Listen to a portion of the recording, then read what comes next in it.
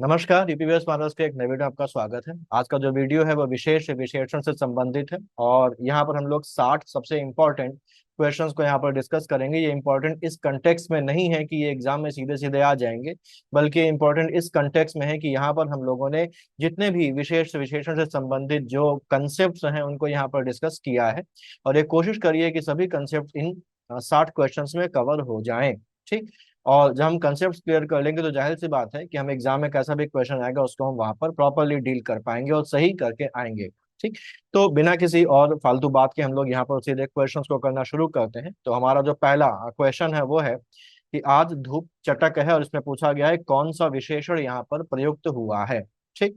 तो यहाँ पर अगर देखें तो ये जो वाक्य है इसमें हमको देखने को मिल रहा है आज धूप चटक है। तो यहाँ पर दो शब्द हैं, एक है धूप और एक है चटक। चटक का मतलब होता है तेज होना, है ना। जब धूप बहुत तेज होती है तो हम लोग बोलते हैं धूप चटक है। तो इसमें अगर देखा जाए तो ये धूप है, ये धूप है विशेष, और इस धूप की जो विशेषता बता रहा है वो क्या बता रहा है, चटक बता रहा है। तो ये क्या है, ये एक विशेषण है। तो यहाँ पर ये ध्यान रखना है कि धूप विशेष है और चटक उसका क्या है, चटक उसका विशेषण है जो धूप की विशेषता बता रहा है। लेकिन यहाँ पर ये नहीं पूछा गया है सवाल में कि विशेष कौन है विशेषण कौन है। यहाँ पर ये पूछा गया है कि अगर कोई विशेषण यहाँ पर यूज हुआ है तो वो किस प्रकार का विशेषण। और हमारे पास चार ऑप्शन देके रखे गए हैं। पहला है क्रिया विशेषण, विधेय विशेषण, विशेष विशेषण और प्रविशेषण। क्रिया विशेषण क्या होता है, क्रिया विशेषण वो विशेषण होता है जो किसी क्रिया की विशेषता बताता है, उसको क्रिया विशेषण बोलते हैं। तो यहाँ पर जो चटक शब्द है वो क्रिया की विशेषता नहीं बता रहा है, धूप की विशेषता बता रहा है, तो ये क्रिया विशेषण तो नहीं ही होगा। फिर आता है हमारा प्रविशेषण। प्रविशेषण वो विशेषण होता है जो किसी विशेषण की विशेषता बताए। मैंने पिछले वीडियो में बताया था कि विशेषण की विशेषता बताने का मतलब ये है कि उस चीज से जो विशेषण है उसकी जो इंटेंसिटी है, उसकी जो तीव्रता है वो या तो बढ़े या तो घटे, तभी उसको हम प्रविशेषण बोलेंगे, अदरवाइज प्रविशेषण नहीं बोलेंगे। तो खैर यहाँ पर ऐसा कुछ नहीं है, कोई विशेषण की विशेषता नहीं बताई जा रही, तो ये भी नहीं है। अब आता है विधेय विशेषण और विशेष विशेषण। तो अब बात आती है कि विधेय विशेषण होता क्या है और विशेष विशेषण क्या होता है। तो हम लोगों ने जब विशेषण का वीडियो कवर किया था तो वहां पर हम लोगों ने इसको बहुत डिटेल में समझा था। जो विधेय विशेषण या विशेष विशेषण है उनको डिसाइड किया जाता है उनकी पोजीशन के हिसाब से कि वो कहाँ पर वाक्य में पोजीशनड है। अगर कोई विशेषण ऐसा है जो विशेष के पहले लगा हुआ है तो उसको हम लोग बोलते हैं विशेष विशेषण, या इसी को बोलते हैं उद्देश्य विशेषण। यानी कि विशेषण का पोजीशन जब विशेष के पहले होती है तब उसको विशेष या उद्देश्य विशेषण बोला जाता है, और जब विशेषण का इस्तेमाल विशेष के बाद होता है तब उसको विधेय विशेषण कहा जाता है। तो यहाँ पर देखिए ये जो विशेषण चटक है इसकी पोजीशन क्या है, धूप के पहले या धूप के बाद। तो विशेष है ना, तो ये धूप यानी कि विशेष के बाद इसका यूज हो रहा है, और इस वजह से ये किस प्रकार का विशेषण हो गया, ये हो गया हमारा विधेय विशेषण। तो ये हमारा जो है ये सही उत्तर है। यहाँ पर हम लोगों ने क्रिया विशेषण, विधेय विशेषण, विशेष विशेषण और प्रविशेषण को समझा। अगला हमारा है बेगा बेगम ने हुमायूं के मकबरे का निर्माण करवाया था। यह लाल बलुआ पत्थर से बनी इमारत है जिसके ऊंचे गोल गुंबद सफेद संगमरमर से बने हुए हैं। ठीक। इस वाक्य में पूछा गया है कितने विशेष्य हैं और कितने विशेषण हैं।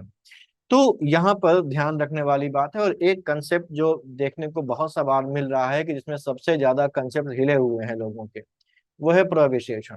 उनके दिमाग में ये बात पता नहीं कहाँ से घर कर गई है कि अगर दो विशेषण एक साथ आ गए हैं तो पहला वाला हमेशा प्रविशेषण होगा और बाद वाला विशेषण होगा।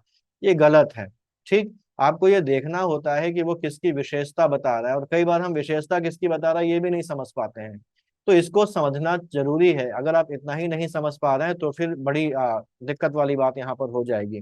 तो इसको हम लोग समझने की शुरुआत करते हैं। बेगा बेगम ने हुमायूं के मकबरे का निर्माण करवाया था, यहाँ तक कुछ भी नहीं है। फिर आगे देखते हैं। ये लाल बलुआ पत्थर से बनी इमारत है जिसके ऊंचे गोल गुंबद सफेद संगमरमर से बने हुए हैं। तो यहाँ पर देखिए एक सेगमेंट ये आता है लाल बलुआ पत्थर, जिसमें लाल हमारे पास क्या है, एक विशेषण है, बलुआ हमारे पास एक विशेषण है, और पत्थर। ठीक। अब यहाँ पर एक कंसेप्ट ये आता है, लोग ये बोल रहे हैं, और कुछ नहीं बहुत सारे लोग ये बोलते हैं कि जो लाल है वो बलुआ की विशेषता बता रहा है। तो यहाँ पर ध्यान रखिए, यहाँ पर हम इसको समझ लेते हैं। पत्थर के बारे में यहाँ पर बात हो रही है। इसी को अगर पढ़ें तो ये लाल बलुआ पत्थर, यानी कि पत्थर कैसा है, पहली बात तो पत्थर बलुआ पत्थर है, बालू से बना हुआ पत्थर है, और दूसरा वो क्या है, वो लाल रंग का है। ठीक, लाल बलुआ पत्थर, तो जो लाल है और जो बलुआ है वो दोनों ही पत्थर की विशेषता बता रहा है। पत्थर का रंग लाल है और पत्थर का जो कंपोजिशन है वो कैसा है, वो बालू सा है। बालू से उसका डेवलपमेंट हुआ, इसलिए वो कैसा पत्थर हो गया, वो बलुआ पत्थर हो गया। तो लाल और बलुआ दोनों ही पत्थर की विशेषता है, तो इसमें ये हो गया हमारे पास विशेष, और ये दोनों जो होगा ये हमारे पास क्या हो गए, विशेषण हो गए। दो विशेषण एक साथ आ गए तो ये बिल्कुल नहीं है कि उनमें से एक प्रविशेषण हो जाएगा। ठीक, ठीक। अगर हम ये कहें कि लाल जो है वो बलुआ की विशेषता बता रहा है इसलिए वो प्रविशेषण है, तो भाई ये गलत है। लाल बलुआ, बलुआ लाल, ये क्या बन रहा है, कुछ बन ही नहीं रहा है। ठीक, तो इसको समझने की कोशिश करिए, अदरवाइज एग्जाम में बहुत बड़ा ब्लंडर आपसे करवाएगा। ठीक है, और अगर प्रविशेषण अभी आपको क्लियर नहीं है तो वीडियो पड़ा है चैनल में, आप जाकर वहां पर उसको देख लीजिए, अभी भी समय है, आप इस कंसेप्ट को अगर क्लियर कर लेंगे, क्योंकि प्रविशेषण से अक्सर सवाल एग्जाम में पूछ लिया जाता है, तो इसको क्लियर करके एटलीस्ट आप एग्जाम में जाइए। तो यहाँ पर लाल और बलुआ दोनों ही पत्थर की विशेषता बता रहा है, तो यहाँ पर पत्थर क्या हो गया, विशेष्य हो गया, लाल और बलुआ क्या हो गया, विशेषण हो गए। फिर है ऊंचे गोल गुंबद, यहाँ पर फिर से वही वाली बात आ जाती है, यहाँ पर फिर से दो विशेषण एक साथ इस्तेमाल हुए हैं, और ये बात भी ध्यान रखिए, एक विशेष के एक से ज्यादा विशेषण भी हो सकते हैं। पिछले वीडियो में भी हम लोगों ने बात की थी, और जब इसके कंसेप्ट पढ़े थे तभी मैंने आपको इस बात को समझाया था। ठीक, अगर हम यहाँ पर फिर से बोल दें कि गोल जो है वो विशेषण है और उसके पहले ऊंचे इस्तेमाल हुआ है तो इसलिए प्रविशेषण हो जाएगा, और ऊंचे जो है वो गोल की विशेषता बता रहा है इसलिए प्रविशेषण है, तो फिर से यहाँ पर एक गलत ब्लंडर हमसे होने जा रहा है। ठीक है, गोल ऊंचे नहीं है, बल्कि क्या ऊंचे हैं, गुंबद ऊंचे हैं। गुंबद ऊंचे भी हैं और गुंबद गोल भी हैं, तो यहाँ पर ऊंचे और गोल दोनों ही गुंबद की विशेषता बता रहे हैं। गुंबद हमारे पास क्या है, विशेष है, और ऊंचे और गोल दोनों हमारे क्या है, विशेषण है। और ये किससे बने हुए हैं, सफेद संगमरमर से बने हुए हैं। संगमरमर का पत्थर है जो कि सफेद रंग का है, तो सफेद भी एक हमारा क्या हो जाता है, विशेषण हो जाता है। तो अगर मोटे तौर पर हम लोग यहाँ पर देखें तो हमारे पास विशेषण कितने इस्तेमाल हुए हैं, तो विशेषण हमारा एक इस्तेमाल हुआ है, पहला, दूसरा, तीसरा, चौथा, और एक पांचवा। और विशेष कौन कौन से हैं, तो एक विशेष है ये पत्थर, एक विशेष है हमारा ये गुंबद, और एक विशेष है हमारा ये संगमरमर। तो इस वाक्य में पांच विशेषण हैं और तीन विशेष का इस्तेमाल हुआ है, तो सही उत्तर हो जाएगा हमारा ये डी, पांच विशेषण और तीन विशेष। ठीक, एक चीज और यहाँ पर की जा सकती है, कुछ लोग ये भी कर सकते हैं कि वो जब लाल बलुआ पत्थर कहें तो ये बात भी यहाँ पर आ सकती है कि हम बलुआ पत्थर को एक मान लें और ये कहें कि बलुआ पत्थर पूरा का पूरा विशेष है और लाल जो है वो क्या है, इसकी विशेषता है, यानी कि विशेषण है। ऐसा भी हो सकता है, लेकिन ये जो है ये मान्य नहीं होगा। मान्य क्या होगा, पत्थर की भी तो विशेषता है, क्योंकि पत्थर तो कई प्रकार के होते हैं, है ना। पत्थर बलुआ पत्थर भी होते हैं, पत्थर चूना पत्थर भी होता है, तो वो कौन से प्रकार का पत्थर है ये उसकी विशेषता हो गई ना, तो वो क्या है, बलुआ। बलुआ भी यहाँ पर एक विशेषण हो गया। ठीक, तो इसीलिए इसका सही उत्तर होगा हमारे पास पांच विशेषण और तीन विशेष। फिर है विषाद शब्द का विशेषण क्या है। विषाद शब्द का जो विशेषण होता है वो होता है विषण्ण, तो इसका सही उत्तर है हमारा विषण। ठीक, फिर है निम्न में से परिमाणवाचक विशेषण का प्रयोग कहाँ पर हुआ है, तो परिमाणवाचक विशेषण क्या होता है, तो परिमाणवाचक विशेषण बेसिकली वो विशेषण होता है जो किसी के परिमाण को बताता है। यहाँ पर अगर कोई चीज तौली जा सकती है, कोई चीज मापी जा सकती है, तो जब उसकी मात्रा लिखी जाएगी तो वो मात्रा कैसी होगी, परिमाणवाचक विशेषण की कैटेगरी में आएगी। जैसे अगर हम बोले 4 लीटर दूध, तो दूध को गिना नहीं जानता, अगर गिना जाता तो फिर वो संख्यावाचक हो जाता, क्योंकि उसको मापा जाता है। 4 लीटर उसकी मात्रा बता रहा है, तो जहां पर भी इसको ऐसे भी समझ सकते हैं, जहां पर भी मात्रक साथ में लगा हुआ है, जहां पर भी यूनिट ऑफ मेजरमेंट साथ में लगा हुआ है, तो वो ऑटोमेटिकली क्या हो जाएगा, परिमाणवाचक विशेषण हो जाएगा। तो 4 लीटर दूध में लीटर एक मात्रक है, और अगर मात्रक लगा है तो हम पहचान गए कि ये मापने तौलने वाली चीज है, तो इससे विशेषण कैसा हो गया, ये विशेषण हो गया हमारा परिमाणवाचक विशेषण। ठीक है, ऐसे ही हम लोग अगर करें 2.5 किलो आलू, ठीक, तो ये भी कैसा हो गया, यहाँ पर किलो एक मात्रक है लगा हुआ है, तो 2.5 किलो का मतलब क्या हो गया, परिमाणवाचक विशेषण हमारा ये हो गया। परिमाणवाचक विशेषण भी कई प्रकार का होता है। निश्चित परिमाणवाचक, जहाँ पर परिमाण निश्चित हो, और अनिश्चित परिमाणवाचक, जहाँ पर परिमाण कैसा हो, अनिश्चित हो। अगर हम बोल रहे हैं जैसे 4 लीटर दूध, तो यहाँ पर हमको पता है दूध कितना है, 4 लीटर है, यानी कि उसका परिमाण कैसा है, निश्चित है कि वो 4 लीटर है, तो ये परिमाणवाचक विशेषण हो गया। और अगर हम कहें थोड़ा दूध, ज्यादा दूध, तो यहाँ पर दूध की मात्रा की बात हो रही है कि दूध की मात्रा थोड़ी है या ज्यादा है, लेकिन कितनी है एग्जैक्टली हम नहीं बता पाएंगे, इसीलिए इसका परिमाण कैसा है, अनिश्चित है। तो जहां पर इस तरीके की बात है तो वहां पर कैसा विशेषण होगा, अनिश्चित परिमाणवाचक विशेषण होगा। अब यहाँ पर पूछा जा रहा है परिमाणवाचक विशेषण का प्रयोग कहाँ पर हुआ है, तो पहली चीज लिखी 1 दर्जन केले, 2.5 लीटर दूध, तीसरा बेटा और 2-4 बंदर। तो 2.5 लीटर दूध, देखिए लीटर में यहाँ पर क्या लगा हुआ है, लीटर एक यूनिट ऑफ मेजरमेंट है, मात्रक लगा हुआ है, तो बिना कुछ और देखे हम जान जाएंगे ये कैसा है, ये परिमाणवाचक विशेषण है। सही उत्तर हमारे पास ये है। वहीं अगर देखें 1 दर्जन केले, तो दर्जन का मतलब क्या होता है, दर्जन बोला जाता है 12 की संख्या को दर्जन बोलते हैं। तो ये जो 1 दर्जन केले है ये कैसा विशेषण हो गया, ये हो गया संख्यावाचक विशेषण, ये संख्यावाचक विशेषण हो गया। वहीं तीसरा बेटा, ये क्या है, यहाँ पर पहला, दूसरा, तीसरा, चौथा, पांचवा, जब इस तरीके का आए, ये क्रम बता रहा है कि ये पहला है, ये दूसरा है, ये तीसरा है। ये जहां पर भी क्रम बताए कोई संख्या, तो वो किस प्रकार का विशेषण हो जाता है, वो क्रमवाचक विशेषण हो जाता है। तो यहाँ पर क्रम और क्रमवाचक विशेषण की पहचान ये होती है कि वहां पर उसके अंत में या तो रा लगा होगा, जैसे दूसरा, तीसरा, या तो वहां लगा होगा, पांचवा, है ना, इस तरीके से, या ला लगा होगा जैसे पहला, है ना, छठा। तो आप पहचान जाएंगे कि ये कैसे हैं, ये क्रम बता रहे हैं, इसलिए क्रमवाचक विशेषण है। तो तीसरा बेटा, तीसरे नंबर का बेटा, है ना, तो ये क्रमवाचक विशेषण हो गया। वहीं 2-4 बंदर, अब 2-4 बंदर यहाँ पर भी संख्या देकर रखी गई, तो संख्या वाला विशेषण तो है ही है, लेकिन 2-4 बंदर में कितने, 2 या 4, निश्चित नहीं है ना कि 2 हैं या 4 हैं। तो ये कैसा है, ये अनिश्चित संख्यावाचक विशेषण है। कैसा है, अनिश्चित संख्या वाचक विशेषण हो जाएगा हमारा, ये इसको हमें ध्यान रखना है। तो वैसे हमारा सही उत्तर क्या है, 2.5 लीटर दूध में परिमाणवाचक विशेषण का प्रयोग हुआ है।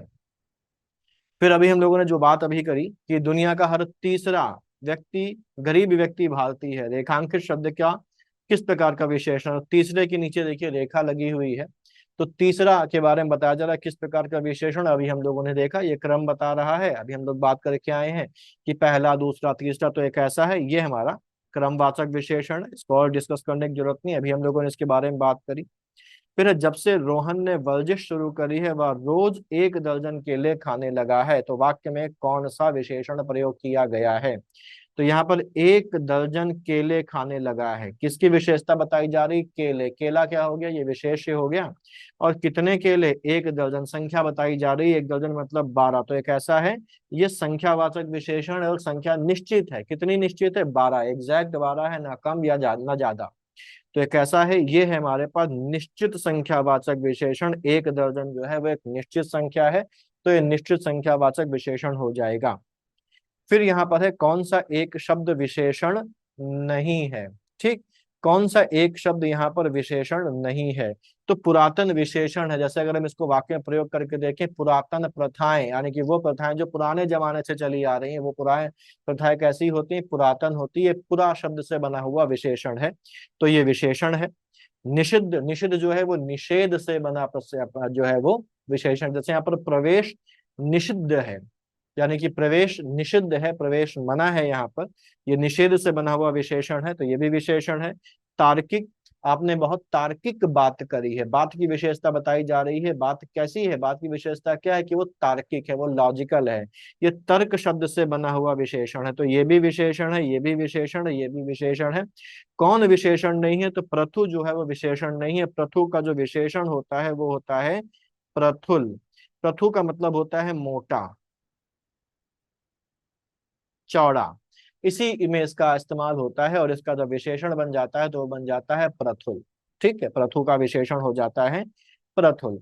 निम्न में से किसे अंतर विशेषण भी कहा जाता है, तो अंतर विशेषण कहा जाता है किसको, अंतर विशेषण कहा जाता है प्रविशेषण को, प्रविशेषण को ही अंतर विशेषण कहा जाता है। और प्रविशेषण को अंतर विशेषण किसने कहा है, एक व्याकरण हुए हैं, एक विद्वान हुए जिनका नाम है कामता प्रसाद गुरु।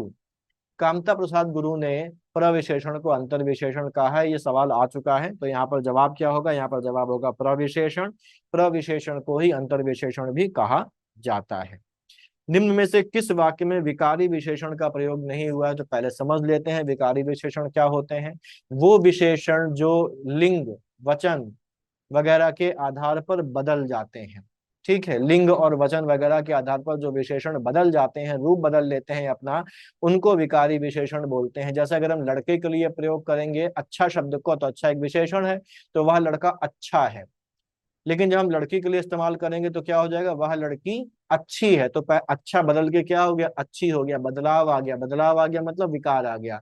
वहीं अगर बहुवचन के लिए करें कि वो लड़के अच्छे हैं, है ना, लड़के अच्छे हैं, तो यहाँ पर भी अच्छे हो गया, अच्छा का यहाँ पर ही बदलाव आ गया। तो जिसमें बदलाव आ जाए, जो लिंग वचन वगैरह के आधार पर बदल जाए, ऐसे विशेषण को विकारी विशेषण बोलते हैं। तो यहाँ पर देखिए, वे अच्छी लड़कियां हैं, लेकिन अगर इस अच्छी शब्द का इस्तेमाल लड़कों के लिए होगा तो क्या हो जाएगा, अच्छा हो जाएगा, बदलाव आ जाएगा। तो ये विकारी विशेषण है।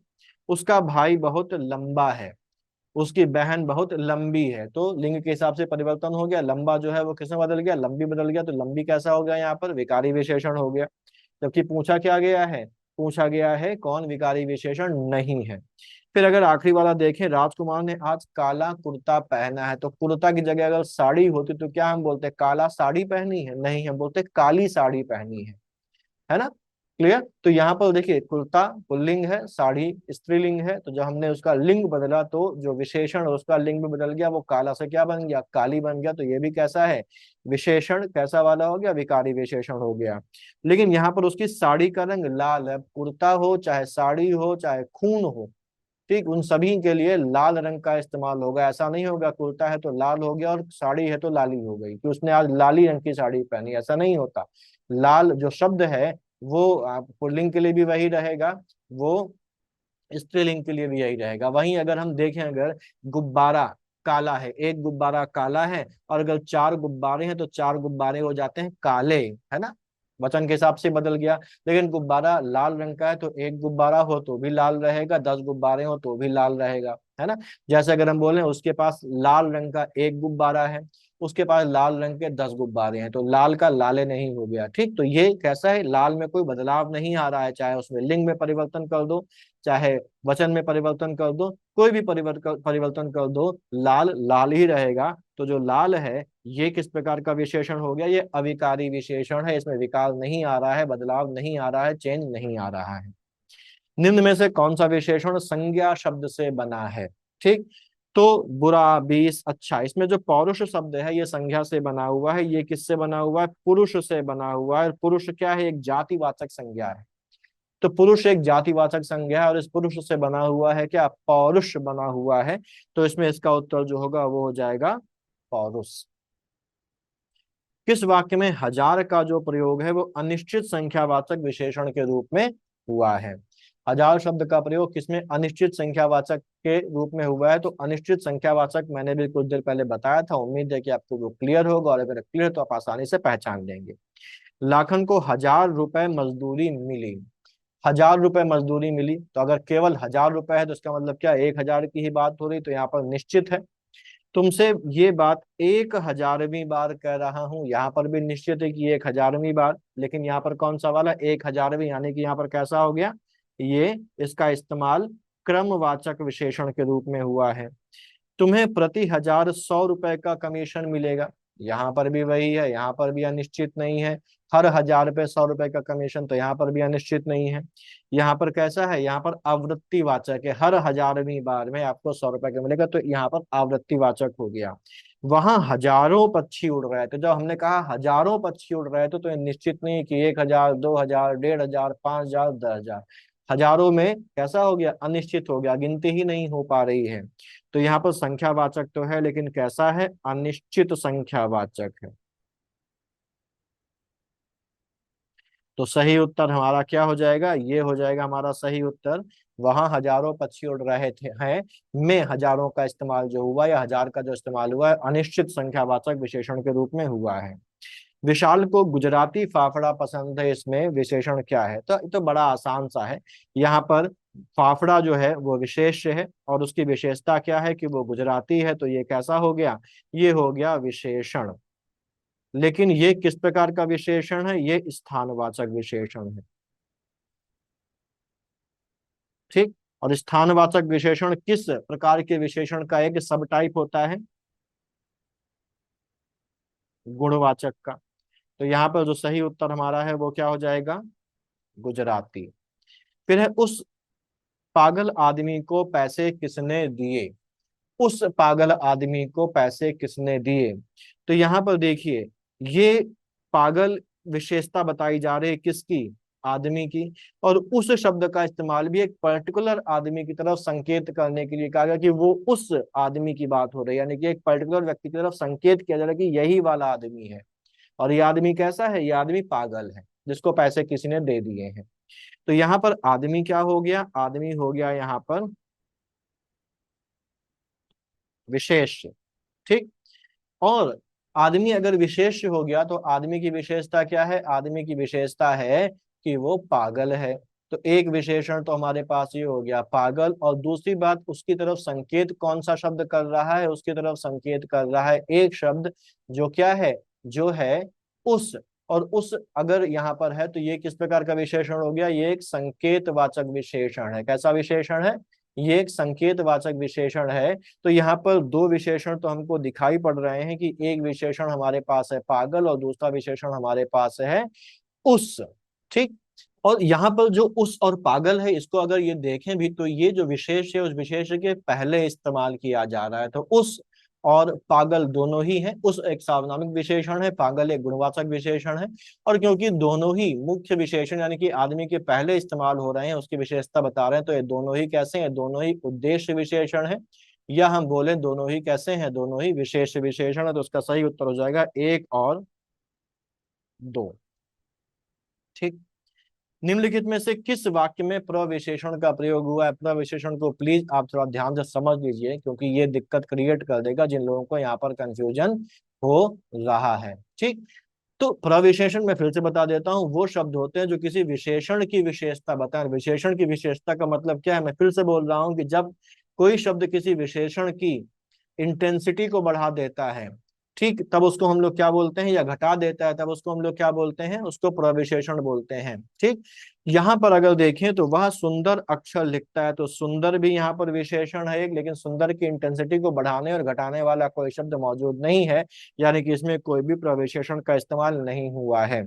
यहाँ आम खट्टा है में खट्टा जो है वो विशेषण है, और यहाँ पर यह भी विशेषण है, और इन दोनों की विशेषता बढ़ाने के लिए कोई शब्द इस्तेमाल नहीं हो रहा है, तो यहाँ पर भी कोई प्रविशेषण नहीं है। क्षत्रिय वीर और साहसी होते हैं, तो वीर भी विशेषण है और साहसी भी विशेषण है, लेकिन साहसी के पहले इस्तेमाल होने की वजह से वीर जो है वो प्रविशेषण नहीं हो जाएगा। ठीक। तो यहाँ पर भी कोई प्रविशेषण नहीं है।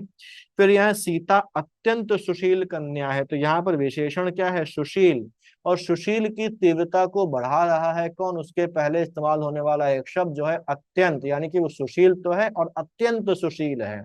इसलिए यहाँ पर जो अत्यंत है ये क्या है? ये अत्यंत प्रविशेषण है। तो ये वाला जो वाक्य है, इस वाक्य में प्रविशेषण का प्रयोग हुआ है। इसके पहले किसी भी वाक्य में प्रविशेषण का प्रयोग नहीं हुआ है। अगला वाक्य है कि मुझे थोड़ी सी चीनी चाहिए, और इसमें कहा गया है जो थोड़ी सी शब्द है ये किस प्रकार का विशेषण है? थोड़ी सी किस प्रकार का विशेषण है? तो यहाँ पर ध्यान रखिए, चीनी के बारे में बताया जा रहा है कि चीनी कितनी चाहिए? चीनी थोड़ी सी चाहिए। तो चीनी की विशेषता बताई जा रही है, चीनी विशेष है। और कितनी चीनी? थोड़ी सी चीनी। तो ये कैसा हो गया? ये परिमाणवाचक विशेषण है। लेकिन परिमाणवाचक विशेषण कैसा? चीनी को हम गिन नहीं सकते। क्या हम चीनी की बात करते हैं एक एक दाने को गिन के कहते हैं कि हमको 1,500 दाने या 2 लाख दाने दे दो चीनी? नहीं, हम तौल या उसको किलो में मांगते हैं या ग्राम में मांगते हैं, है ना? तो यहाँ पर चीनी को क्योंकि मापा या तौला जाता है, गिना नहीं जाता है, इसीलिए यहाँ पर परिमाणवाचक विशेषण है। और क्योंकि ये थोड़ी सी एक अनिश्चित मात्रा के बारे में बात कर रहा है, थोड़ी सी का मतलब कितनी, ये क्लियर नहीं है, एग्जैक्ट क्वांटिटी नहीं पता, तो ये कैसा है? अनिश्चित हो गया। तो ये हो जाता है एक अनिश्चित परिमाणवाचक विशेषण। तो ये इसका जो है ये इसका सही उत्तर हमारा हो जाएगा। तो 15वें का हो जाएगा डी। निम्न में से कौन सा शब्द जो है वो विशेष नहीं है? तो यहाँ पर अगर देखें तो विशेष नहीं है, तो विशेष नहीं है हमारा कौन सा, सुंदर जो है वो एक विशेषण है। ठीक। शैशव जो है वो विशेषण है कि विशेष है? मुझे आप सोच के बताइए, जब तक मैं इसको आगे बताता हूं। अगला है हमारा माधुर्य। तो यहाँ पर हमारे पास चार शब्द हो जाते हैं, एक हो जाता है सौंदर्य, एक हो जाता है सुंदर, एक हो जाता है शैशव, और एक हो जाता है हमारा माधुर्य। इनमें अगर देखा जाए तो शैशव हो, माधुर्य हो, या विशेषण या सौंदर्य हो, ये तीनों ही हमारे पास संज्ञाएं हैं, और ये तीनों ही हमारी भाववाचक संज्ञा है। जैसे माधुर्य का विशेषण क्या बनता है? मधुर बनता है ना। ऐसे ही सौंदर्य का जो विशेषण बनता है वो बनता है सुंदर। तो सौंदर्य एक विशेषण नहीं है बल्कि विशेष है, और सुंदर जो है वो सौंदर्य से बनने वाला एक विशेषण है। और किस प्रकार का विशेषण है सुंदर? सुंदर एक गुणवाचक विशेषण है। और हमसे पूछा गया, कहा क्या गया है, कौन सा शब्द विशेष नहीं है? तो हमको इन सवालों में नहीं जहां पर आ जाता है उस पर ध्यान देना है, क्योंकि अक्सर हम नहीं जैसे शब्दों को इग्नोर कर देते हैं जल्दबाजी में, ओवर कॉन्फिडेंस में, और ये हमको नुकसान पहुंचा देते हैं। तो यहाँ पर जो सुंदर है, सुंदर क्या है? सुंदर एक विशेषण है, यानी कि ये एक विशेष नहीं है ये वाला शब्द। फिर अगला पूछा गया, निम्नलिखित में से कौन सा शब्द जो है वो हमारा विशेषण नहीं है? तो यहाँ पर जो शब्द हमारे पास देके रखे गए वो देके रखे गए, एक आगामी है, एक है शांत, एक है तुम, और एक काला। और पूछा गया कौन सा विशेषण नहीं है? तो आगामी, आगामी एक विशेषण है। आगामी समय। ठीक। शांत क्या है? शांत गुण को बताने वाला एक विशेषण है, गुणवाचक विशेषण है। ठीक। शांत मौसम, शांत माहौल, है ना। काला जो है वो एक रंग है, जो कि एक गुणवाचक विशेषण है, कि काला कुर्ता, काला बंदर, है ना। तो ये क्या है? ये रंग बताने वाला गुणवाचक विशेषण है। तो ये भी विशेषण है, ये भी विशेषण है, ये भी विशेषण है। लेकिन तुम क्या है? तुम एक मध्यम पुरुषवाचक सर्वनाम है, ये विशेषण नहीं है। इसलिए सही उत्तर क्या हो जाएगा? सही उत्तर हो जाएगा यहाँ पर तुम। फिर है इतिहास शब्द का शुद्ध विशेषण रूप क्या है? तो इतिहास जो है, इसमें अगर हम इक प्रत्यय जोड़ दें, तो इक प्रत्यय जोड़ने पर ये जो पहला वर्ण है ये हो जाएगा दीर्घ, और ये बदल जाएगा ई का ए में। जब हम इक प्रत्यय जोड़ते हैं तो छोटी ई, बड़ी ई, और जो ए होता है इसका परिवर्तन ए में हो जाता है। तो ये हो जाएगा, ई बदल जाएगा ए में, और ये बन जाएगा ऐतिहासिक। तो यहाँ पर शुद्ध विशेषण रूप क्या हो गया इसका? ऐतिहासिक हो गया। वर्तनी भी समझ ली हम लोगों ने इसके साथ। तो इतिहास शब्द का शुद्ध विशेषण है ऐतिहासिक, जो कि इक प्रत्यय जोड़ने से बना है। ठीक। फिर अगला है, समुद्री सांप में घातक परंतु बहुत कीमती जहर पाया जाता है। इस वाक्य में पूछा गया है कितने विशेषण और कितने विशेष्य हैं, तो समझने की कोशिश करते हैं। सांप, सांप कैसा है? सांप है समुद्री, यानी कि सांप क्या हो गया? विशेष हो गया। समुद्री क्या हो गया? विशेषण हो गया। सांप की विशेषता है कि वो कैसा है? सांप की विशेषता है कि वो समुद्री है। फिर घातक परंतु बहुत कीमती जहर पाया जाता है, जहर विशेष हो गया। और जहर की विशेषता क्या है? जहर की विशेषता है कि वो कीमती है और घातक है। तो यहाँ पर घातक भी विशेषण है और कीमती भी विशेषण है, और दोनों विशेषण किसके हैं? ये दोनों विशेषण जो हैं ये जहर की विशेषण है। लेकिन कीमती की इंटेंसिटी बढ़ा रहा है एक शब्द, जो कि है बहुत। तो बहुत यहाँ पर क्या हो जाएगा? बहुत हो जाएगा प्रविशेषण। एक और डाउट अभी अभी अराइज होने लगा है, पहले नहीं होता था किसी को ये डाउट, इस बार ये डाउट बहुत आ रहा है कि प्रविशेषण को विशेषण में गिनेंगे कि नहीं गिनेंगे। तो इसको गांठ बांध लीजिए, प्रविशेषण को अगर विशेषण पूछा गया कितने विशेषण, तो प्रविशेषण को विशेषण में नहीं गिना जाता है। हम प्रविशेषण को विशेषण की गिनती करते समय शामिल नहीं करेंगे। तो बहुत जो है ये प्रविशेषण है, जब विशेषण की बात करेंगे तो बहुत को शामिल नहीं करेंगे। ठीक। तो यहाँ पर हमारे पास अगर देखें तो विशेषण कितने हैं? पहला विशेषण हो गया, घातक दूसरा विशेषण हो गया, कीमती तीसरा विशेषण हो गया। प्रविशेषण हमारे पास बहुत है, इसको गिना नहीं जाएगा। विशेष क्या है? एक विशेष है हमारे पास सांप, और दूसरा विशेष है हमारे पास क्या? जहर। तो यहाँ पर हमारे पास कुल कितने विशेषण हो गए? तो यहाँ पर हमारे पास तीन विशेषण हो गए और दो विशेष हो गए। तीन विशेषण और दो विशेष, तो सही उत्तर हमारे पास है ये। तीन विशेषण कौन कौन से? समुद्री, घातक और कीमती। और विशेष कौन कौन से? सांप और जहर, ये दोनों हमारे पास विशेष है। ठीक। फिर अगला हमारे पास पुरातात्विक शब्द का विशेषण क्या है? तो पुरातत्व शब्द का विशेषण क्या है? तो पुरातत्व शब्द का जो विशेषण बनता है वो बनता है पुरातात्विक। ठीक। तो ये जो है ये इसका सही विशेषण है। पुरातन जो है वो पुरा का विशेषण है। पुरात्विक जैसा कोई शब्द नहीं होता, पुराना भी यहाँ पर नहीं आएगा। पुरातत्व शब्द का विशेषण बनेगा पुरातात्विक। अगला है, वह दौड़ता हुआ आया और सब कुछ बता गया। ऐसे पूछा गया दौड़ता हुआ क्या है? तो अगर हम वाक्य को देखें तो वह दौड़ता हुआ आया। ठीक। आया, आया क्या है? आया है एक क्रिया। और अगर कोई चीज ऐसी है जो क्रिया की विशेषता को बताए तो उसको बोला जाता है क्रिया विशेषण।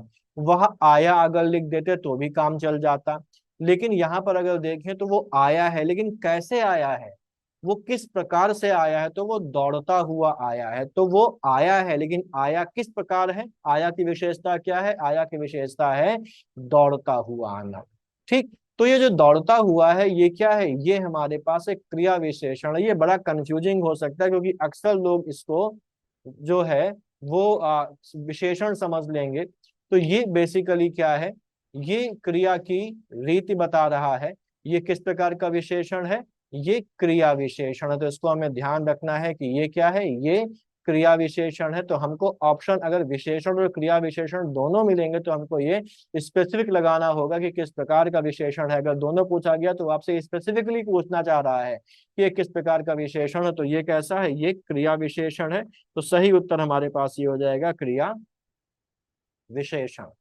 अगला हमारा आता है जो सवाल है वो है बाहर कोई रो रहा है। दो वाक्य देके रखे गए हैं, बाहर कोई रो रहा है और कोई व्यक्ति रो रहा है। इन दो वाक्यों में कोई शब्द किस प्रकार का विशेषण है वो हमको बताना है। देखिए एक ही जो शब्द है वो विशेषण के रूप में अलग अलग तरीके से इस्तेमाल हो सकता है।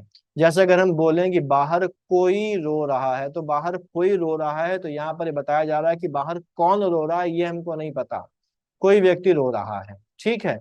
कोई यहाँ पर अकेले आया है और किसी एक अज्ञात व्यक्ति, अज्ञात संज्ञा के स्थान पर आया है। तो ये क्या है? ये एक अनिश्चयवाचक सर्वनाम है। ठीक।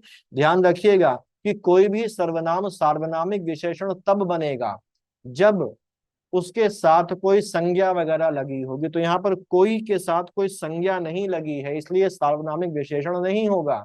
ये अपने आप में क्या है? ये अपने आप में एक सर्वनाम के रूप में यहाँ पर प्रयुक्त हुआ है। और किस प्रकार का सर्वनाम? जिसमें किसी अज्ञात व्यक्ति के बारे में इशारा किया जा रहा है, अज्ञात व्यक्ति के नाम के जगह पर इस्तेमाल किया जा रहा है, इसलिए कैसा है? ये है अनिश्चयवाचक सर्वनाम। तो पहले वाले वाक्य में ये विशेषण के रूप में नहीं बल्कि अनिश्चयवाचक सर्वनाम के रूप में प्रयोग हुआ है। जबकि दूसरे वाले में कोई व्यक्ति रो रहा है, तो कोई के बाद व्यक्ति आया है, एक संज्ञा आई है। ठीक है। व्यक्ति एक संज्ञा है और व्यक्ति के पहले कोई इस्तेमाल हुआ है। तो व्यक्ति के पहले अगर कोई सर्वनाम इस्तेमाल होता है और उस व्यक्ति को की तरफ संकेत करता है तो उसको हम फिर संकेतवाचक या सार्वनामिक विशेषण के नाम से पुकारते हैं। तो यहाँ पर दूसरे वाक्य में जब कोई इस्तेमाल हुआ है तो वो एक सार्वनामिक विशेषण या संकेतवाचक विशेषण के रूप में इस्तेमाल हुआ है। तो यहाँ पर ये अनिश्चयवाचक सर्वनाम के रूप में इस्तेमाल हुआ है और यहाँ पर ये इस्तेमाल हुआ है एक सार्वनामिक विशेषण के रूप में। तो इसका सही उत्तर हो जाएगा हमारे पास ये अनिश्चयवाचक सर्वनाम और सार्वनामिक विशेषण। अब देखिए ये जो ए है और जो डी है दोनों में ही जो है वो यही शब्द लिखे हुए लेकिन क्रम अलग अलग है। तो यहाँ पर ये भी वो पूछना चाह रहा है कि हम क्रम में बताएं कि पहले वाले में कौन सा और दूसरे वाले में कौन सा। तो ये सही हो जाएगा ये वाला हमारे पास कि पहले वाले में अनिश्चयवाचक सर्वनाम है और दूसरे वाले में सार्वनामिक विशेषण के रूप में प्रयोग किया गया है। ठीक। फिर है नीति शब्द से बना विशेषण निम्नलिखित में से किस वाक्य में पूर्व जो है वो प्रयोग किया गया? तो नीति से बनने वाला विशेषण होता है नैतिक, नीति से बनने वाला विशेषण होता है नीतिवान। ठीक। तो यहाँ पर हमें अपनी नीति स्पष्ट रखनी चाहिए। तो यहाँ पर नीति एज इट इज इस्तेमाल हो गया है, यहाँ पर ये विशेषण नहीं है। फिर यहाँ पर नैतिक विशेषण है और नीतिवान जो है वो विशेषण है। तो यहाँ पर नीति शब्द से बना विशेषण नीति शब्द से बनने वाले विशेषण की बात हो रही है, नीति की बात नहीं हो रही कि नीति कहाँ पर विशेषण के रूप में इस्तेमाल हुआ है, बल्कि बात किस चीज की हो रही है कि नीति शब्द से बनने वाला विशेषण किसमें इस्तेमाल हुआ है। तो नीति शब्द से बनने वाला विशेषण नैतिक और नीतिवान है, जो कि वाक्य नंबर 2 और वाक्य नंबर 3 में इस्तेमाल हुआ है। तो सही उत्तर हो जाएगा हमारे पास 2 और 3। ये क्लियर हो जाना चाहिए। मुझे लगता है एक क्यों नहीं होगा, ये भी मुझे लगता है कि आपको बात समझ में आ गई होगी। फिर है विशेषण की उत्तमावस्था का प्रयोग किस वाक्य में हुआ है। तो जैसे हम देखते हैं इंग्लिश में होता है एक सुपरलेटिव डिग्री होती है ना, और वैसे ही यहाँ पर विशेषण में भी एक होता है उत्तरावस्था और उत्तमावस्था। ठीक, तो यहाँ पर जब हम कहें, जब बहुत सारे लोगों में सबसे बेहतर बनने की बात आती है, तो उसको हम लोग बोलते हैं कि ये जो है ये उत्तम अवस्था की जो है वो इस्तेमाल हुआ है। तो मोहन सोहन से अधिक होशियार है, तो यहाँ पर कंपैरिजन दो लोगों के बीच में हो रहा है। जब दो लोगों के बीच में होता है तो वो उत्तमा अवस्था नहीं होती। ठीक, और जब सभी लोगों में कंपेयर होता है और सभी लोगों में सबसे बेहतर की बात होती है, तो वहां पर कहते हैं ये उत्तमा अवस्था का प्रयोग हुआ है। और अगर उत्तमा अवस्था का प्रयोग हुआ है तो उसको पहचानने का जो तरीका है वो मैंने आपको जब इसको विशेषण को पढ़ाया था वीडियो में, से मैंने बताया था कि वहां पर सबसे या तम शब्द का इस्तेमाल होता है, और जो उत्तरावस्था वाला है उसमें तर शब्द का इस्तेमाल होता है। तो तर और तम, श्रेष्ठतर उत्तरावस्था हो गई और श्रेष्ठतम उत्तमावस्था हो गई। तो यहाँ पर हमारी कक्षा में वह श्रेष्ठतम छात्र है, तो ये श्रेष्ठतम यहाँ पर तम का इस्तेमाल हुआ है। तो यहाँ पर विशेषण की उत्तमावस्था का प्रयोग हुआ है। अगर इसको ऐसे लिखते कि हमारी कक्षा में वो सबसे श्रेष्ठ छात्र है, तो यहाँ पर भी क्या हो जाता है, यहाँ पर भी वही वाली बात हो जाती है, सबसे का इस्तेमाल होगा या तम जो है उसके साथ जुड़ जाएगा जाके। ठीक, तो ये उत्तम अवस्था हो जाती है, दोनों साथ में नहीं होंगे, अदरवाइज यहाँ पर अशुद्धि हो जाएगी। फिर है भारतीय तिरंगा ध्वज हवा में बहुत तेज लहरा रहा था। तो यहाँ पर फिर से देखिए, यहाँ पर ध्वज एक खास ध्वज की बात हो रही जो कैसा है, तिरंगा है, और साथ ही साथ वो कैसा है, भारतीय है। तो फिर से यहाँ पर कंफ्यूज नहीं हो जाना कि एक साथ दो विशेषण इस्तेमाल हुए हैं, तो पहले वाला प्रविशेषण नहीं। भारतीय जो है वो तिरंगे की विशेषण नहीं है, भारतीय जो है वो ध्वज की विशेषण है कि ध्वज कैसा है, भारतीय है। ध्वज कैसा है, उसका रंग कैसा है, तीन रंगों का प्रयोग हुआ, इसलिए वो तिरंगा है। तो यहाँ पर भारतीय और तिरंगा ये दोनों विशेषण है जो किसके विशेषण है, ध्वज के विशेषण है। फिर यहाँ पर तेज लहरा रहा था, तो लहरा रहा था ये विशेष है, और कैसे लहरा रहा था, तो तेज जो है ये भी विशेषण हो जाएगा। और लहराना एक क्रिया होती है, और तेज जो है वो इसकी विशेषता बता रहा है, तो ये क्रियावाचक विशेषण है। लेकिन तेज की जो इंटेंसिटी है कि तेज भी कैसा, बहुत तेज। तो तेज की इंटेंसिटी कौन सा शब्द बढ़ा रहा है, बहुत, तो बहुत यहाँ पर हो जाएगा प्रविशेषण। तो यहाँ पर विशेषण कौन से हैं, भारतीय एक विशेषण है, तिरंगा एक विशेषण है, और तेज एक विशेषण है। बहुत जो है वो हमारा प्रविशेषण है। हालांकि अगर इस वाक्य को इस तरीके से लिखते कि भारतीय तिरंगा ध्वज हवा में बहुत लहरा रहा था, तेज को हटा दें, केवल बहुत लहरा रहा था, तब यहाँ पर बहुत क्या हो जाएगा, विशेषण हो जाएगा। ठीक, क्लियर, इंडिपेंडेंट इस्तेमाल जब उसका होगा तब वो विशेषण हो जाएगा। फिलहाल यहाँ पर बहुत क्योंकि प्रविशेषण है, तो बहुत को यहाँ पर विशेषण की गिनती में काउंट नहीं करेंगे। तो विशेषण गिनेंगे तो क्या हो जाएगा, भारतीय तिरंगा और तेज। लेकिन पूछा गया है प्रविशेषण क्या है, तो प्रविशेषण इसमें क्या हो जाएगा, बहुत। तो ये जो बहुत है ये हमारा प्रविशेषण है। ठीक, फिर अगला हमारे पास आता है कि इनमें से कौन सा वाक्य सार्वनामिक विशेषण का जो है वो उदाहरण नहीं है। सार्वनामिक विशेषण हम लोग देखते हैं जहाँ पर सर्वनाम का इस्तेमाल जो होता है वो किया जाता है, और सर्वनाम का इस्तेमाल किसी संज्ञा के साथ किया जाता है, तब वो हमारे पास क्या हो जाता है, सार्वनामिक विशेषण हो जाता है। तो यहाँ पर चार शब्द वाक्य हमको देके रखे गए और कहा गया है कि किस वाक्य में सार्वनामिक विशेषण का उदाहरण नहीं है। पहला है वह खंभा गिर जाएगा। तो यहाँ पर खंभा जो है उसकी बात हो रही है, और एक खास खंभे की तरफ इशारा किया जा रहा है कि सभी नहीं, वो वाला जो खंभा है, वो स्पेसिफिक खंभा जो है वो गिर जाएगा। तो एक विशिष्ट खंभे की तरफ संकेत किया जा रहा है, और वो संकेत किस शब्द के द्वारा किया जा रहा है, वह के द्वारा किया जा रहा है। तो वह जो यहाँ पर है वो सार्वनामिक विशेषण या संकेतवाचक विशेषण के रूप में इस्तेमाल किया गया है, इसलिए पहले वाले वाक्य में सार्वनामिक विशेषण का इस्तेमाल किया गया है, इसलिए ये जो है ये इसका उत्तर नहीं होगा। फिर यह आदमी भरोसेमंद है, तो यह आदमी में एक खास आदमी के बारे में बात की जा रही है, कि स्पेसिफिक आदमी के बारे में बात की जा रही है। कौन से वाले की? ये वाले आदमी के बारे में बात की जा रही है। ठीक है, तो यहाँ पर इसलिए क्या हो जाएगा, यह जो शब्द है, यह शब्द जो है ये यहाँ पर सार्वनामिक या संकेतवाचक विशेषण के रूप में इस्तेमाल हुआ है, इसलिए यहाँ पर भी सार्वनामिक विशेषण का इस्तेमाल किया जा रहा है।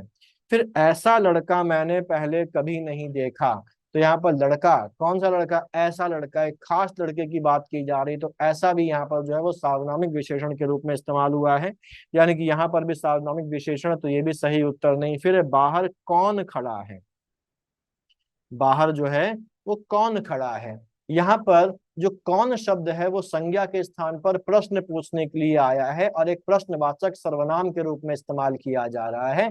सार्वनामिक विशेषण के रूप में इसका इस्तेमाल नहीं किया जा रहा है, इसलिए ये जो है ये यहाँ पर सार्वनामिक विशेषण का उदाहरण नहीं होगा। आपको क्लियर हो गया होगा, ये मुझे ऐसा महसूस हुआ।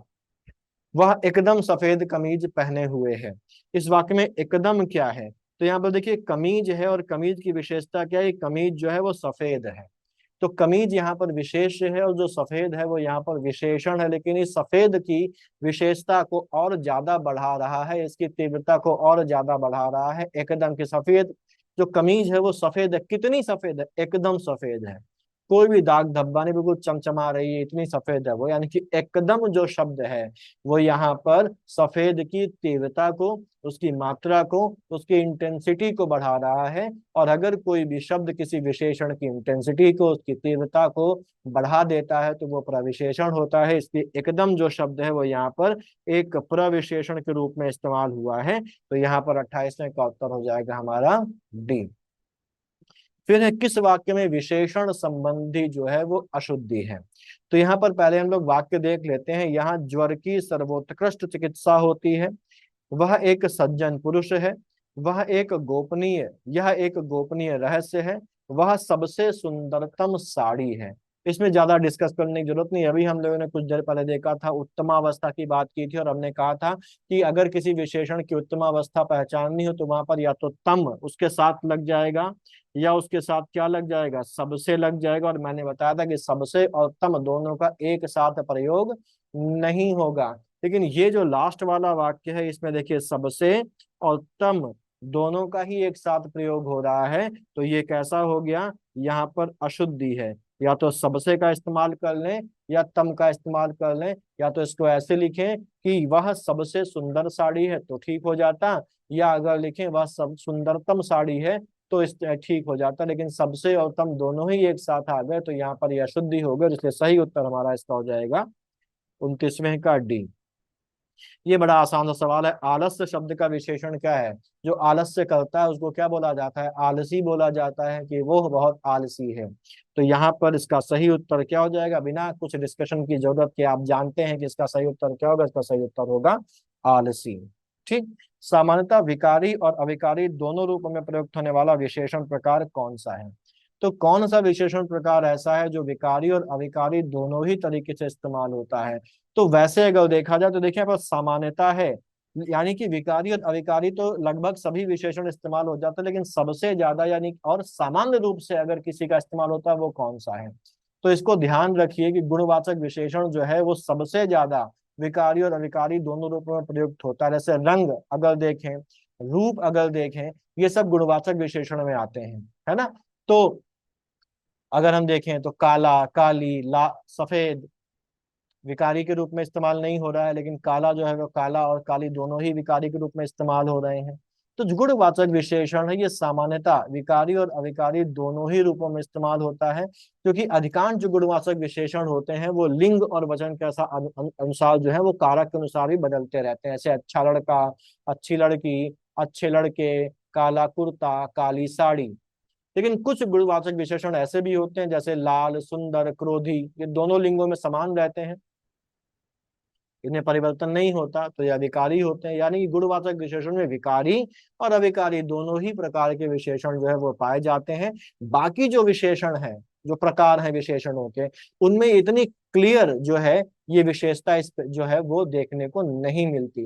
तो सामान्यतः विकारी और अविकारी विशेषण के रूप में प्रयोग होने वाला कौन सा वाला प्रकार है, गुणवाचक है, ये वाला है। तो हम इसको यहाँ पर टिक मार देते हैं, ये सही है, ये आपको क्लियर हो गया होगा।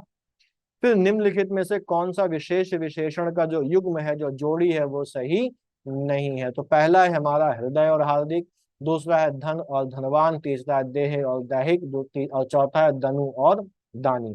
तो ये सही है बिल्कुल। हृदय का विशेषण हार्दिक होता है, धन का हमारा धनी भी होता है, धनवान भी होता है, ठीक। देह का हमारे पास दैहिक होता है, बिल्कुल सही है। लेकिन दनु जो है, इसका विशेषण जो बनता है वो बनता है दानव। तो दनु का जो सही विशेषण बनता है वो दानव बनता है। और दानी किसका होता है, दानी होता है दान का। यानी कि ये जो है ये सही जोड़ी नहीं है। तो सही उत्तर हमारा हो जाएगा डी।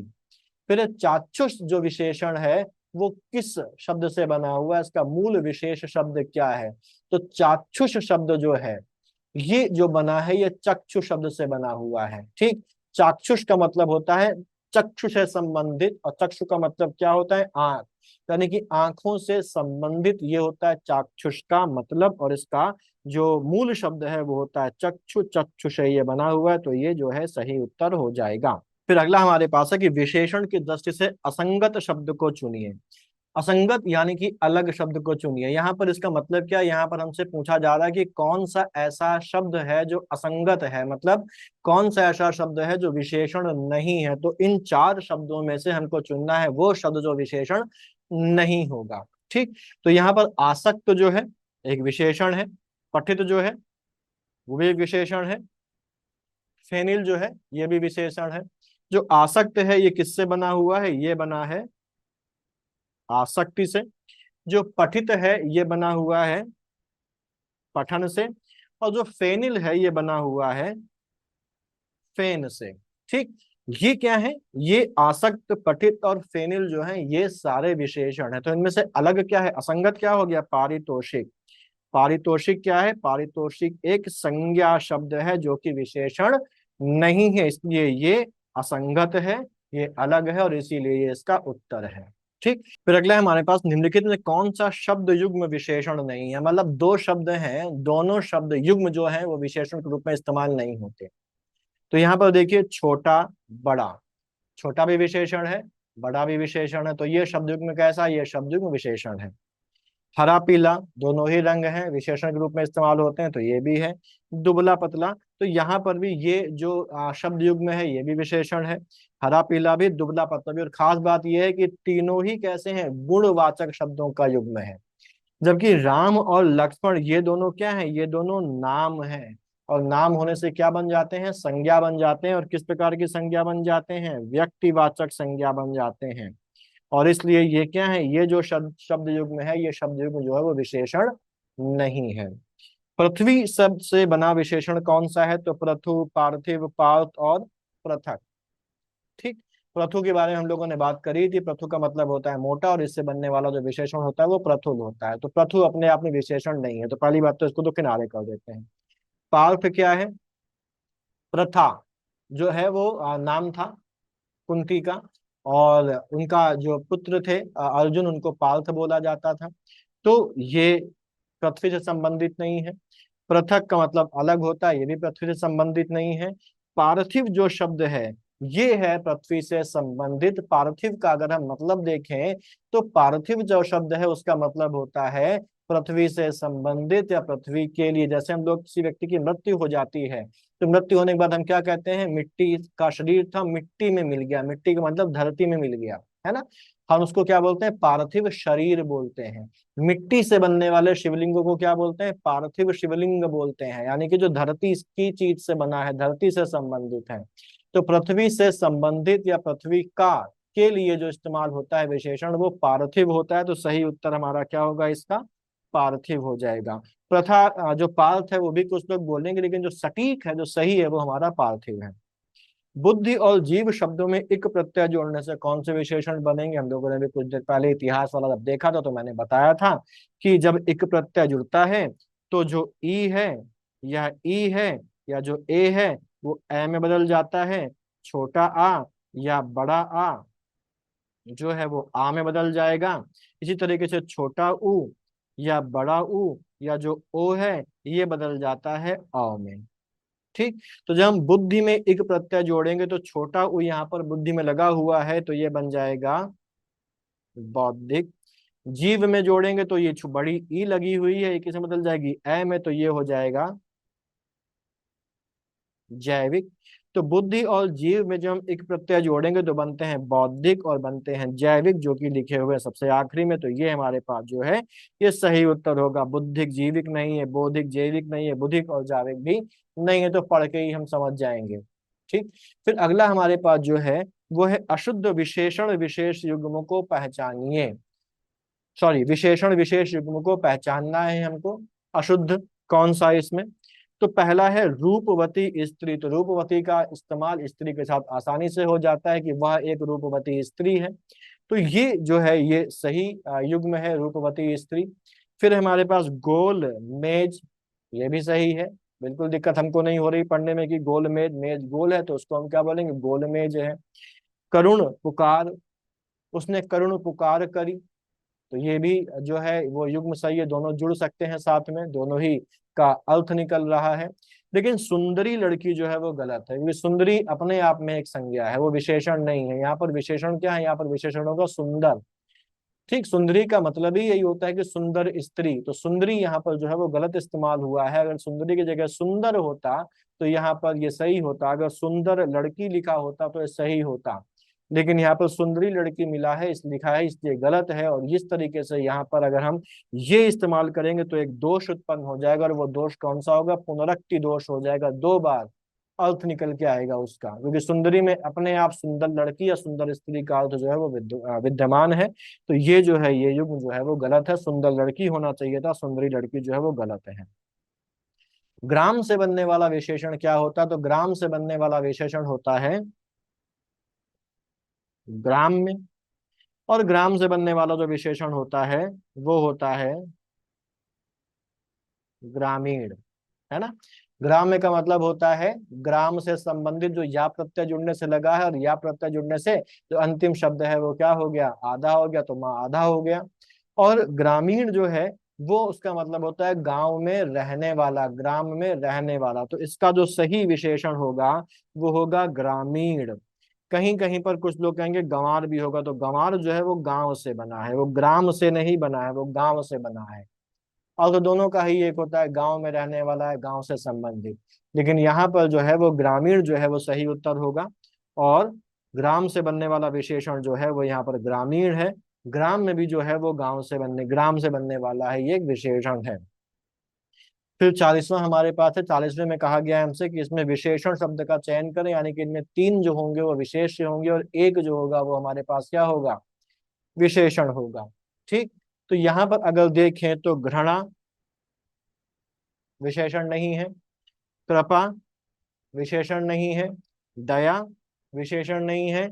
ये तीनों ही क्या है? ये तीनों ही भाववाचक संज्ञाएं हैं, यानी कि ये विशेषण नहीं। लेकिन घृणित जो है ये विशेषण है जो घृणा से बना हुआ है।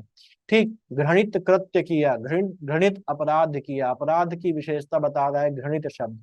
तो घृणित जो है वो घृणा से बनने वाला एक विशेषण है। तो इसका सही उत्तर हो जाएगा 40वें का डी।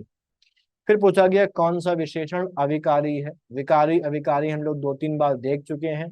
ठीक। मैंने कोशिश करी कि सभी कंसेप्ट दो दो बार कम से कम रिपीट हो जाए, जिससे कि एग्जाम में अगर इन कंसेप्ट पर बेस्ड क्वेश्चन आ जाए तो आप वहां पर गलती ना करें। ठीक है। तो कौन सा विशेषण अविकारी है?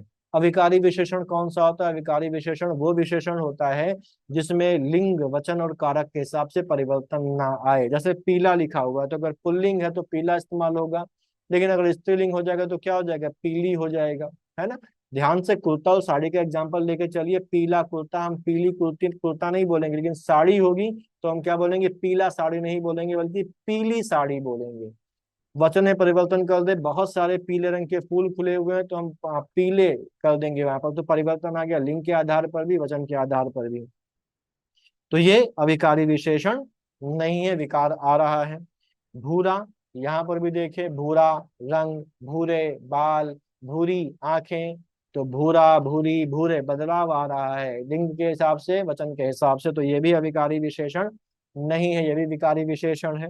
वैसे ही नीला, ठीक, नीला आसमान, नीली आंखें, ठीक, नीले जो है वो कपड़े, तो यहाँ पर भी परिवर्तन आ रहा है, यानी कि विकार आ रहा है, ये भी नहीं। लेकिन कत्थई, कत्थई आंखें, कत्थई कपड़ा, कत्थई साड़ी, तो हम लिंग परिवर्तन कर दें चाहे वचन परिवर्तन कर दें, कत्थई में कोई परिवर्तन नहीं आता। जैसे कत्थई हो गया, लाल हो गया, सुनहरा हो गया, गुलाबी हो गया, ये जो शब्द हैं ये कैसे हैं, ये हमारे कैसे हैं, ये अविकारी विशेषण है। आप इनका इस्तेमाल करके देखिए, आप खुद ही पहचान जाएंगे कि विकारी है कि अविकारी, बड़ा आसान होता है।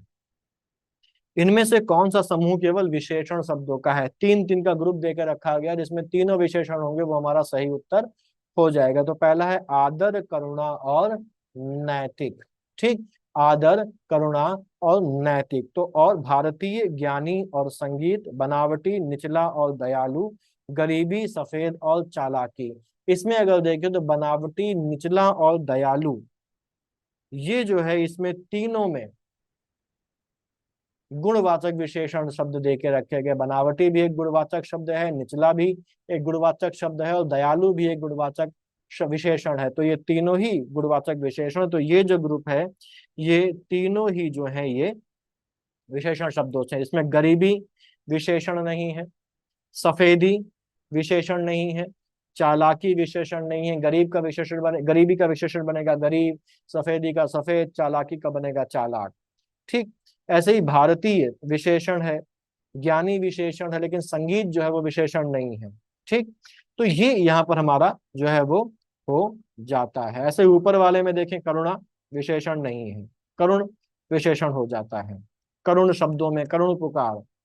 अगला है कि इनमें से कौन सा शब्द जो है वो मूल रूप से विशेषण, तो मूल रूप जो लिखा हुआ है ना, केवल कंफ्यूज करने के लिखा हुआ है, हमको यहाँ पर पहचानना है कौन सा विशेषण है। तो इसमें तीन जो होंगे वो विशेष्य होंगे, और एक जो होगा वो हमारे पास विशेषण होगा। तो नीचे से शुरुआत करते हैं। स्वर्ण, सोना होता है स्वर्ण का मतलब, और ये एक धातु के बारे में बात बता रहा है, एक द्रव्य के बारे में बात बता रहा, तो एक संज्ञा है, ये एक जातिवाचक या द्रव्यवाचक संज्ञा है। तो स्वर्ण जो है ये विशेषण नहीं है। स्तुति जो है ये भी विशेषण नहीं है, ठीक। स्वास्थ्य जो है ये भी विशेषण नहीं है, ये भी एक जो है संज्ञा है, हमारे पास भाववाचक संज्ञा है। लेकिन जो स्वस्थ है ये हमारा क्या है, ये गुणवाचक विशेषण जो बताता है। अगर हम कहें स्वस्थ व्यक्ति, तो व्यक्ति का गुण है कि वो स्वस्थ है, उसकी स्थिति के बारे में बता रहा है। तो ये क्या है, ये एक गुणवाचक विशेषण जो उसके गुण को बता रहा है कि वो स्वस्थ है। विशेषण की दृष्टि से कौन सा युग्म अशुद्ध है? चरित्र, चारित्रिक, अलंकार, आलंकारिक, चिंता, चिंतित और प्रतिष्ठ, प्रतिष्ठा। यहाँ पर अगर देखें तो चरित्र और चारित्रिक सही है, अलंकार से बनता है आलंकारिक या अलंकृत विशेषण बनते हैं इससे। चिंता से बनने वाले विशेषण है हमारे पास चिंतित, चिंतनीय, चिंत्य, ये चिंता से बनने वाले विशेषण है, तो चिंता, चिंतित भी सही है। ऐसे ही अगर हम लोग देखें तो प्रतिष्ठ से बनने वाला जो विशेषण है वो होता है प्रतिष्ठित। तो यहाँ पर सही होना चाहिए था प्रतिष्ठित, प्रतिष्ठा विशेषण नहीं है। तो ये हमारे पास जो है वो सही उत्तर हो जाएगा, ये अशुद्ध है, बाकी सभी कैसे हैं, बाकी सभी शुद्ध हैं। विशेषण शब्द को यहाँ पर पहचानना है, यानी कि तीन यहाँ पर फिर से विशेष होंगे और एक हमारा क्या होगा, विशेषण होगा। तो न्यास जो है विशेष है, इससे बनने वाला विशेषण जो होता है वो न्यासी होता है। मूल विशेष है, मूल से बनने वाला विशेषण जो होता है वो मौलिक होता है। लंघन विशेष है, इससे बनने वाला विशेषण जो होता है वो लंघित होता है। जबकि नौसिखिया जो है ये एक विशेषण है, नौसिखिया आदमी, नौसिखिया ड्राइवर, नौसिखिया चालक, है ना। तो ये क्या है, ये क्या है, नौसिखिया एक विशेषण है, बाकी सारे क्या है, बाकी सारे विशेष्य हैं। मेरे मुंह से शायद विशेष निकल गया था, लेकिन ध्यान रखिए नौसिखिया क्या है, नौसिखिया विशेषण है। निम्न में से कौन सा शब्द विशेष्य है, यहाँ पर पूछा गया, यानी कि तीन जो होंगे वो विशेषण होंगे और एक जो होगा वो हमारा विशेष्य होगा, ठीक। तो वैदुष्य, वैदुष्य जो है राधेय और मान्य, यहाँ पर ये जो तीन है ये हमारे पास विशेषण है। वैदुष्य किसका विशेषण है, वैदुष्य विशेषण है विद्वान का। राधे विशेषण जो है वो राधा का है। हालांकि यहाँ पर कुछ लोग ये कंफ्यूज हो जाएंगे कि जो राधेय है ये तो कर्ण है, उसका भी एक नाम है। लेकिन कर्ण का जब हम नाम राधेय लेते हैं तो वो क्या बताता है, राधे का मतलब होता है राधा का, है ना, राधा का। कर्ण की पालने वाली जो माता थी उनका नाम राधा था, तो राधेय मतलब राधा का। इस तरीके से या प्रत्यय जुड़कर ये विशेषण बन जाता है। और ऐसे भी कई सारी चीजें ऐसी हैं जो संज्ञा भी होती हैं और विशेषण भी होते हैं। ऐसे पांडु एक शब्द है, पांडु नाम भी है, और पांडु जो है वो पीले रंग का एक पर्यायवाची भी है। जब पांडु एक नाम के रूप में इस्तेमाल होगा तब ये विशेषण नहीं होगा। लेकिन पांडु का इस्तेमाल जब हम एक रंग के रूप में करेंगे कि पांडु रंग का कपड़ा, ठीक, तो जब रंग के रूप में इसका इस्तेमाल किया जाएगा तो ये पीले रंग को निरूपित करता है। और उस केस में क्या हो जाता है, ये हो जाता है एक विशेषण। तो यहाँ पर ये तीनों हमारे पास कैसे हैं, ये तीनों हमारे पास विशेष हैं। जो मान्य है वो मान का, ठीक है, हो जाता है विशेषण। तो ये तीनों वैदुष्य, राधेय और जो मान्य है, ये तीनों हमारे क्या हैं, ये तीनों हमारे विशेषण है। लावण्य जो है, ये लावण्य हमारा क्या है, लावण्य हमारा विशेष है। ध्यान रखिएगा, लावण्य विशेष है, बाकी सभी विशेषण है। और वो किससे बने हुए विशेषण है वो भी हम लोगों ने यहाँ पर देख लिया। चौथाई शब्द में विशेषण, चौथाई का मतलब होता है 1/4। चौथाई कप पानी, चौथाई कप चाय, ये क्या है, चौथाई हिस्सा। तो ये चौथाई बता रहा है। चौथाई का मतलब होता है 1/4, यानी कि 1/4 क्या हो गया, ये एक अपूर्ण संख्या है। ठीक, तो चौथाई एक संख्यावाचक विशेषण है। और किस प्रकार की संख्या का विशेषण है, वो संख्या जो अपूर्ण है। इसलिए ये कौन सा हो गया, ये अपूर्णांक बोधक, ये अपूर्ण संख्यावाचक विशेषण हमारा हो जाएगा। तो इसका सही उत्तर है ये वाला। फिर है अकर्मण्य आलसी व्यक्ति कभी अच्छा काम नहीं कर पाता। तो फिर से ध्यान रखिए, आलसी और अकर्मण्य एक साथ इस्तेमाल हुए हैं, और अकर्मण्य आलसी से पहले है, इस वजह से प्रविशेषण नहीं बन जाएगा। अकर्मण्य और आलसी दोनों व्यक्ति की विशेषता बता रहे हैं, आलसी की विशेषता अकर्मण्य नहीं बता रहा है। व्यक्ति अकर्मण्य है और व्यक्ति आलसी है। वो आलसी होने के साथ साथ निकम्मा भी है, इसीलिए उसको अकर्मण्य बोला जा रहा है। सभी आलसी लोग निकम्मे नहीं होते, आलस तो करते हैं लेकिन काम भी करते हैं। लेकिन ये एक ऐसा आदमी है जो आलसी भी है और निकम्मा भी है, इसीलिए इसको अकर्मण्य आलसी बोला जा रहा है। तो अकर्मण्य और आलसी ये दोनों क्या है, ये दोनों विशेषण है, किसके हैं, व्यक्ति के विशेषण हैं। फिर अच्छा काम नहीं कर पाता, तो काम क्या हो गया, विशेष्य हो गया, और अच्छा क्या हो गया, उसका विशेषण हो गया। तो यहाँ पर कितने विशेषण हो गए, पहला विशेषण, दूसरा विशेषण और तीसरा विशेषण हो गया। और विशेष कितने हो गए, एक और दो। तो यहाँ पर हो जाते हैं 3 विशेषण और 2 विशेष यहाँ पर हो जाते हैं। तो इसका सही उत्तर होगा हमारे पास 3 विशेषण और 2 विशेष।